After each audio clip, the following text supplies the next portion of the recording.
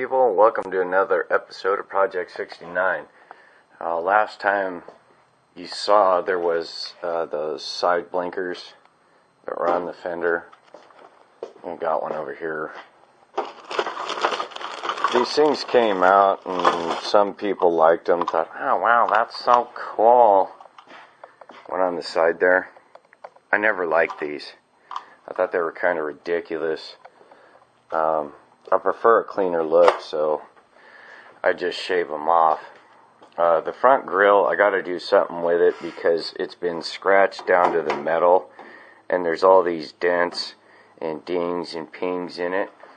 I think I'm going to murder it out, so it's eventually going to come off, but for right now I'm kind of working on this side. The other side, I got a plate temped in. Going to cover it with some fiberglass. There's also this wicked dent. A couple of them.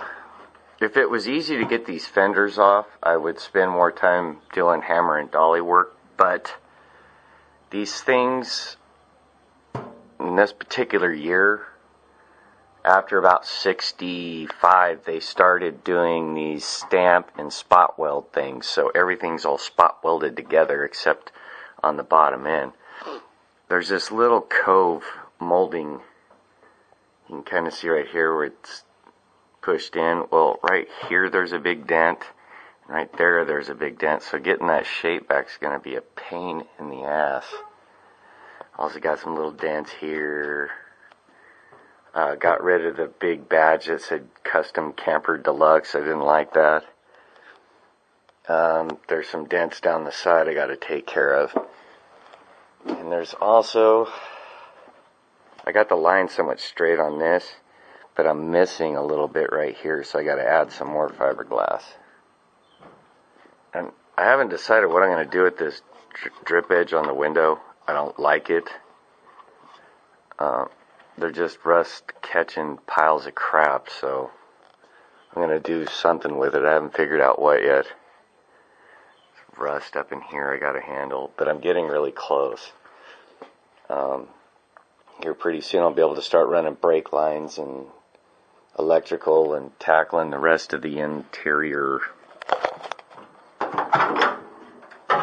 It's a mess now, but it'll look cool later. Oh God, so much, but I'm catching up.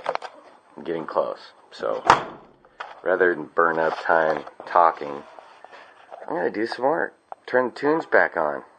While the fiberglass is drying, I figured I would tackle some of this. I got the little stupid piece of chrome cover off of there. This seam seal stuff is just nasty. So I was going to wire brush it out. It was going to take for days, so I went and got a grinder wheel that would take care of it. Well, it was $23. Didn't like spending it. I hate spending money. It's these little wire wheel guys. You guys have seen me use them before in the past. Normally I'm not all that big on the safety gear because I kind of believe that if you're that stupid, you kind of deserve to get hurt. But with these, you should wear glasses and gloves because these little wires spit off at like 1,000,000 miles an hour and they will like stick in you. It's no fun. I hate using them, but I'm going to use it to clean out this little groove. Get all that nasty out of there, and I might trim some of the lip of it off where the trim will never even go back on. So we'll see once it's cleaned up how bad it really is. Maybe it's just surface rust, but if it's bad crap, I'm getting rid of it. Went around and sanded off all the stuff I just put on. Got it level and junk. It's where where it was, and I definitely got some low points. You can see them, metal and the paint, low spot. You just want to keep going until you don't get any of that kind of junk or you can't feel anything. This edge is going to be a pain in the ass where those dents were. Still got a couple little high points, and then I can work on doing the detail. This is going to suck. Lots of by hand sanding. Got rid of those holes. some of that dent, and I got all of the chrome junk off and dug out all the rust that I could. There's still some in these corners I'm going to have to try to like sand out and the hard way. But I even got the backside and all the seam sills out. There are still some low points with some rust, and I plan to coat this stuff with some primer and junk once I get it more cleaned out to eliminate it getting oxygen. If you don't get rid of the oxygen, the rust stays.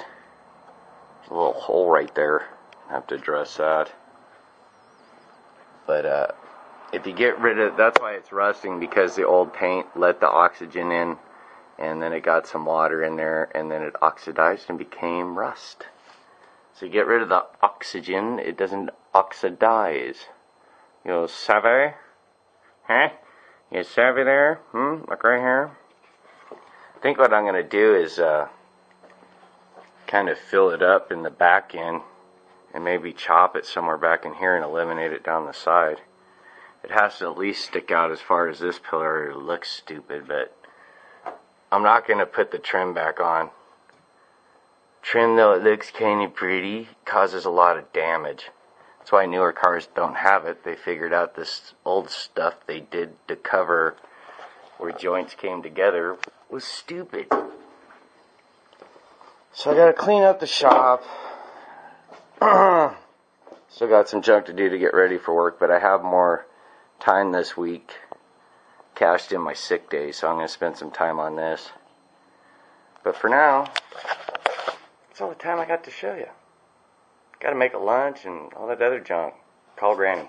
So, till the next episode, thanks for tuning in and watching Bethel Brothers Hot Rod. Peace out, babies. Send in my life away. Send in.